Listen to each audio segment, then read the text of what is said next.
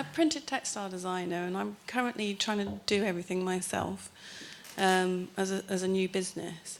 And I'm intrigued as to how people take on their first member of staff, because that then has a whole, new amount of work involved for the designer, on top of what they already have in terms of employment law and all the rest of it. So yeah, it's a great question. Thank you, Sophie. My first member of staff was part-time. So she came in 1 day a week, and she really helped get my life in order. So I was working pretty much full-time at the time. I wanted to start the business. She would come in 1 day a week. She'd help me go through all my bills and any other thing. And she was brilliant. She was absolutely brilliant, really sharp and fun and enthusiastic. So, and then things started moving a little bit. I could afford to leave my job. I could afford to take on someone full-time. And then it's grown from there.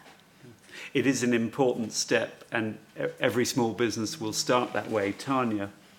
Yeah, I'm nervous to say this. I love breaking rules. I don't think I would ever have started a business if I'd played it absolutely by the book. You can't. You can't build up a business from nothing and not break a few rules. I would, if you want to take on someone, yes?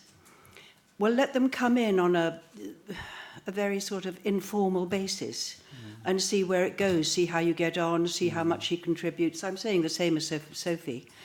See how much she contributes, see how it goes.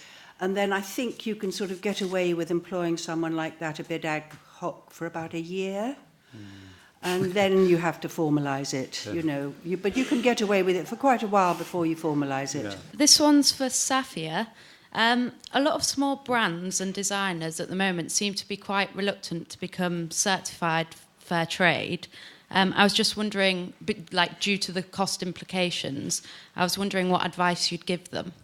Because obviously it's adds value, but if it's not viable, how would they get around that kind of thing? What advice could you give? No. Yes, please. Yes, I think it is it's a very, very difficult thing. And in 2008, when many of the big fashion players stopped doing fair trade and organic cotton in the economic recession, what we found is that between the organic fair trade cotton farmers and the social businesses and fair trade businesses, all of the different processors suddenly had too little orders to keep themselves going. And so it was very, very, very difficult.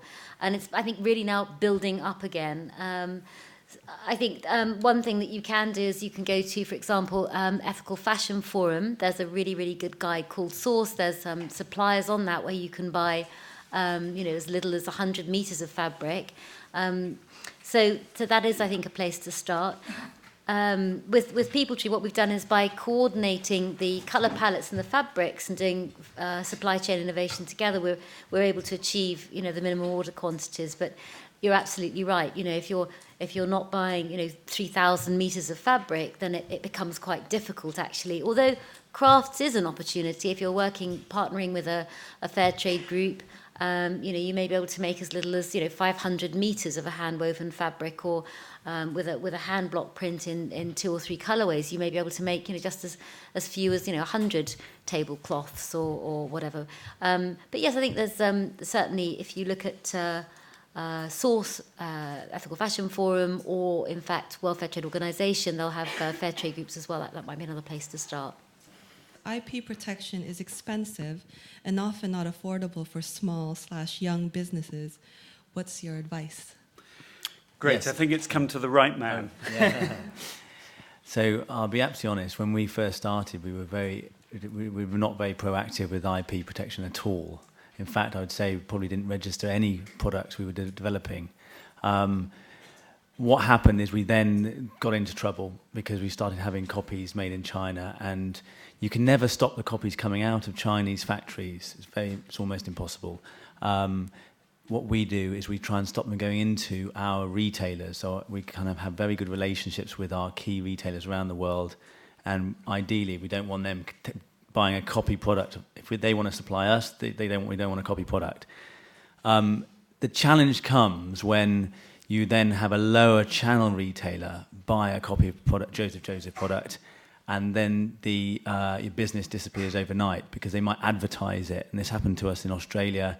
So Kmart in Australia did a copy product of our best selling products. They bought a copy from China and they advertised it, and it literally destroyed that product overnight. We lost all the sales. I mean, and we still have trouble selling that product in Australia. So very difficult. We do two things. We now register in our key markets. We can't register in every market. We've got 500 products. It's too expensive for us, even for us. So choose our markets carefully. Of course, China's number one, US, Australia, France, Germany, and Japan.